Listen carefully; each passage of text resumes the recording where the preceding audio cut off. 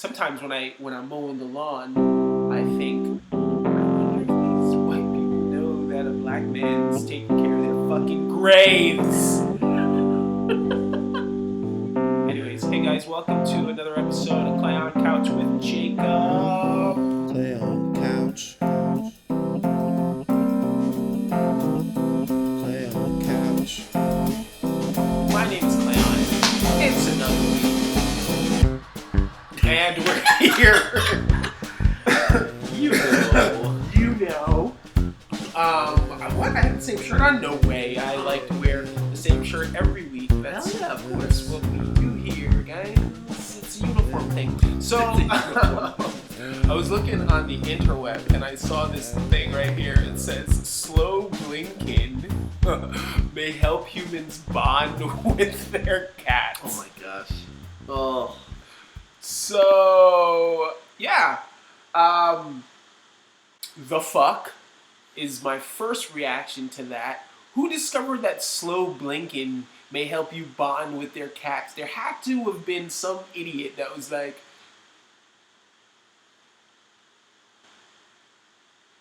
I know, I'm trying to like, how slow do you, blink right like, now. I And can't it's, even, it was it's so so much hard. effort to slow. And that's gonna take, I feel like it takes a lot of concentration to slow blink. It someone. does. Like, I don't. Nobody got time for that. Control. Who are these people, man? I don't know. Who's getting paid to sit at their house and write articles about like? And I wonder if this is like a scientist, if this is like from someone from the scientific community. It's like, yeah, you know, it says a new study about cat-human communication has proved scientific evidence of what many cat lovers already suspected. Slow blinking may help people bond with their feline companions. And it says it was published in the Journal of Scientific Reports.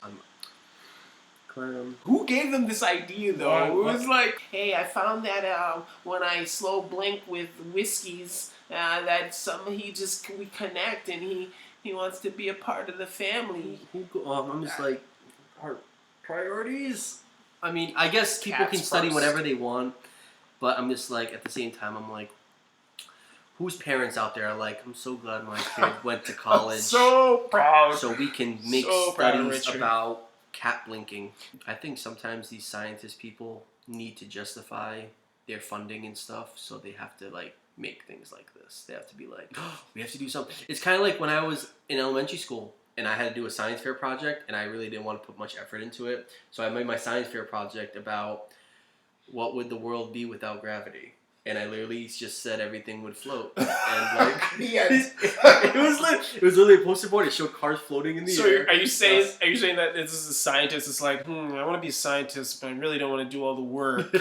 I don't want to study how to, stop an infection or how to solve world no. Exactly. I'm gonna focus on cat communication. Mm-hmm. Exactly. That's exactly what happened. They're like, we need to justify our grant this year that we received. All right, what do you got? Okay, well, we only have like a week or two that we could study something. Okay. Well, I heard this Angela, I believe Angela. She came last week and she said that she's been slow blinking with her cat for the past 3 years, and there's some kind of a weird bond. Maybe we should just science. Put a science sticker on it. got it. Science. And I'm not saying it's not. Yes, sure, that is something that it's. Okay, that's education right there. But at the same time, it's like, who would ask for that? Why do I have to know that if I slow blink with a cat that we'll bond? Like, how does that improve human relations? Right. Now, on the same token, something that I would say that's something more useful was I heard that something to help you lose weight and not even really change anything about your life is before you eat anything to close your eyes and count to 10 slowly. Now, they say that in studies improves some part of your brain that deals with self-discipline. So if you do that each time before you eat, it's scientifically shown that you eat less because of something like that. So that, I would say, is a lot more beneficial than something like this. Because I'm like, okay, that has some kind of benefit to life. Or it could probably help people. I've also heard that scientifically, if you smoke less weed, oh no, what's the result? You eat less. Yeah, that is true.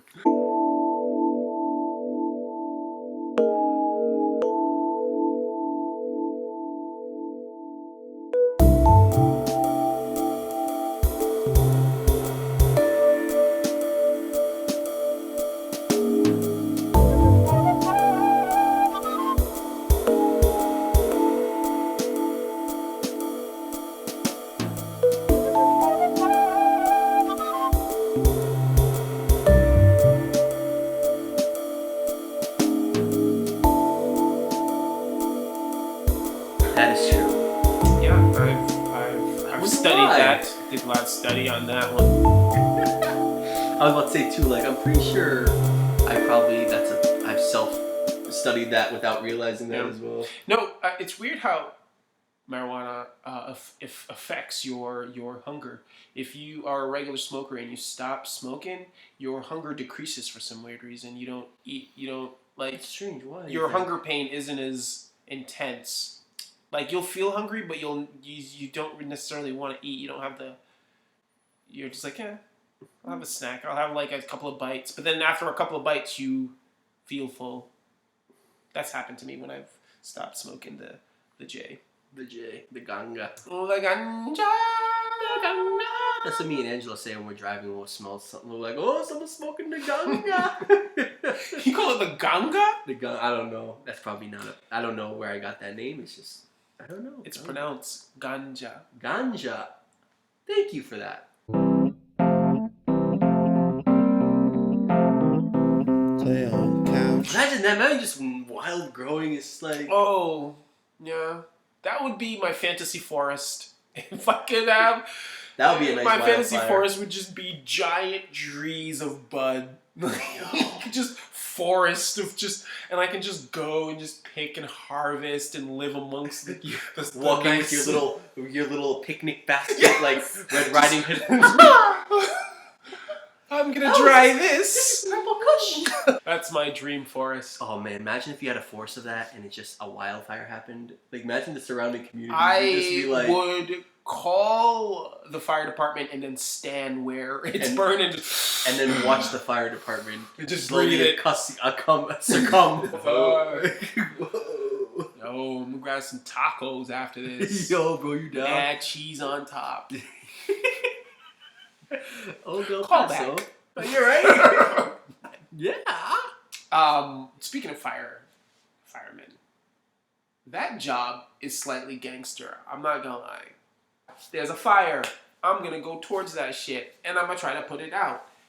That's some gangster shit. Yeah. You know, honestly though, I think firefighters like, at least I mean I may be wrong because I don't follow them 24/7, but at least in like where I'm at, I don't think there's many fires. But you also respond to like just medical emergencies in general as well. Like you'll probably do a lot more. Yeah, I'd probably go into Like- like medical situations. Yeah. Because someone called 911, like the fire department shows up, which is something that needs to change. Like, what the fuck? If someone's like sick or something, the fire department doesn't need to be there. Also, that's just more noise for nothing. But yeah, They I were don't. like traffic accidents, things like that. Like more like just you're right, medical things in general. I think you respond to a lot more of those ones than you do actual fires. Because every time there's a fire, at least where I live, you usually see like a news report about it or something like that. Mm. Like it's not usually something that happens too often. But if you're on like California, you're gonna be doing a lot of.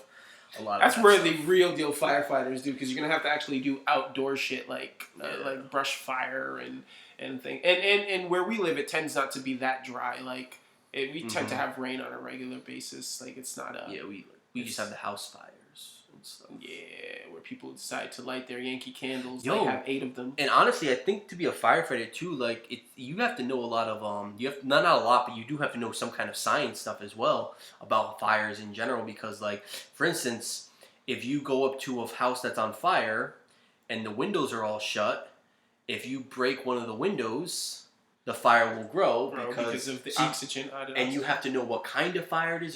There's like so many different kinds. There's like Grease chemical, fires, chemical chemical fires. Like, Yeah. and each one has a different way of dealing with it as well. So it's like some people just like, oh, Can't literally just go in there and like, "Ah!" yeah. Some of them are like you have to like know some kind of the chemistry behind some of them and stuff, which is pretty dope too. And also being a firefighter, no one craps on the firefighters. What do they do?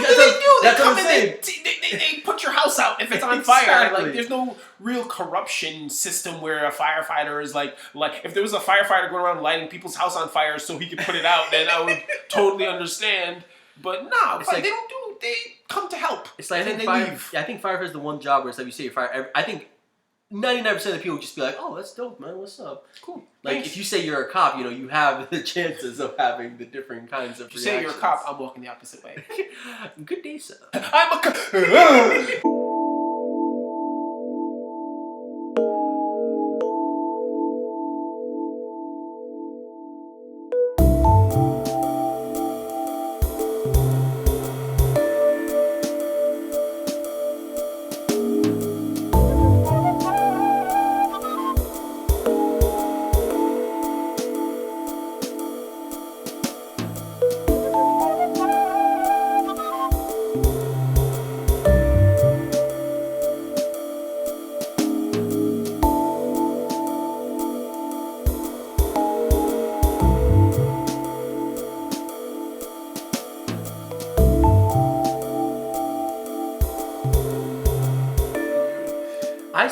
I sometimes think about like the fire academy as well as a possibility.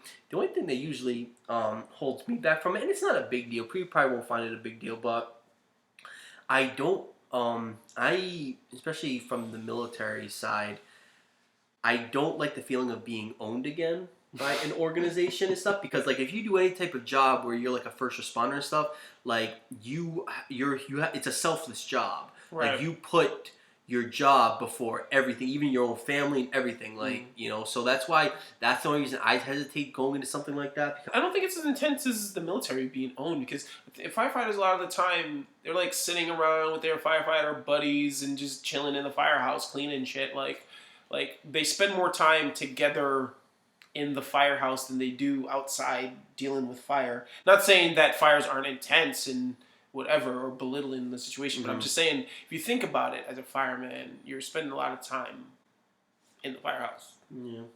And you're right too. I'm probably just coming from an extreme you got example. that, yeah, I know. You You got the other one. Wait, do I have the freedom to leave now? Can I leave after the end of the day? No. Clayon couch. One of the first things I always think about when the military comes up, because I remember at one point I was thinking, should I join? And the thing that always stopped me was the fact that I wouldn't have control of more. And I am I won't consider myself necessarily a control freak, but when it comes to like what I want to do for myself, it would be hard for me to give control over to someone else to make decisions on what time I need to go to sleep, what I need to do with my hair. Yeah. Like, parting with this? Oh yeah. They would I look would at die. Clayon going. Oh my god. They would look at Clayon like, ooh. I think the barbers. Ooh, it's gonna be. You gonna learn today. You know what I'm saying? Nope. Why? First of all, why does my hair need to be short so I can go and have a gun in my hand and go shoot shit? Like, why? What's the point other than you want to have control over me and make sure that I'm staying in line? And fuck that. No, it's all about control. Yeah. It's everything that has to do with the military, whether it be shaving your hair just because it has to do with control and them letting you know your place. Like, you no longer have independence over your body and what you can do with it, whether it be growing a facial hair, any fucking shit. Yeah. And that's why I don't take jobs that you have to look a certain way. Yes, I agree with that as well. To fucking work there, because I feel like that's another way of someone controlling me, where they're like, you can't have facial hair if you're gonna do. It's like, what? That's like, why. Fuck that. Yeah, I say that too, because that's why, for instance, coming from the Army, I will never allow a civilian job to control me like that. Because I'm like, no, hell no. Like, in the military, I can understand why it's that way. But in a civilian, hell no, for $15 or what? No, for real. Like, what in hell no? You were not controlling like personal aspects. Exactly. Of like me. what No. you need,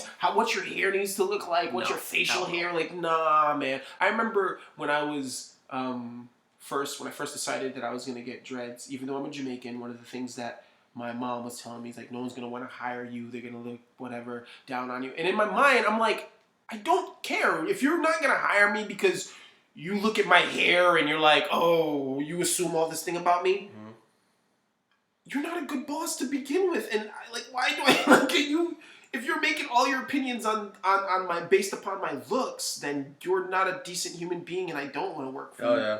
Like, good, because I'm a good worker, but don't fucking hire me Yeah. because I fucking look different. And probably back then it probably wasn't as scrutinized. But I mean, if you try to do that stuff now, Such a liberating thing when you could just be yourself, your true self. yeah. Because who is that person to say that you're less of a person or you're not, like, just because your hair looks a certain way? Yeah. I just think it's... One place that does that pissed me off too. And it was a job I actually liked was Chuck E. Cheese. Chuck E. Cheese, you cannot have facial hair. You can have visible tattoos.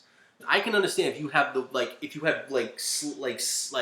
curse words or something like that you kids could probably see that. I could see that point. Yeah. If I had my wife's name on my arm, like no, like that ain't about And that. also, those kids have parents which probably have tattoos themselves. So it's not like those kids don't know what tattoos are. And how does my tattoo affect that child in any way, shape, or form? Exactly. Dumb rules just to have a rule. Yo, man. It's all that is. Man, and the manager came up to me once when I was there too, and he was like, "Oh, Jacob, good news. They're gonna allow mustaches now." I'm like, Which? like, okay. Oh, bless you, Chucky. I'm allowed to grow my facial hair? Oh my god. What? I'm allowed to do something on my natural face. I don't get excited about things that I'm supposed to be able to do anyways. Yeah, right.